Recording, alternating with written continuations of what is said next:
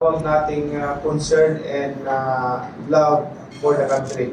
Yun ang inaano natin, build up natin sa mga kabataan para matuto silang magkaroon ng disiplina. Especially sa time ngayon, sa time natin noon na wala pang technology, wala pang cellphone. Ngayon, grabe na yung gadget ngayon, yung mga bata na sa mga gadget ngayon. So, this time around siguro dapat tayo magkaisa para suportahan natin ang sports. Either boxing, basketball, or any volleyball.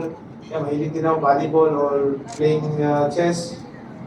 Naglalaro rin ako ng chess, billiard, anything like that. So, yan ang pinagkakabalahan ko ngayon. So, maraming salamat sa inyo lahat, sa lahat ng media and press for always there na lagi nakasuporta sa aming mga atleta. Thank you and good afternoon everyone.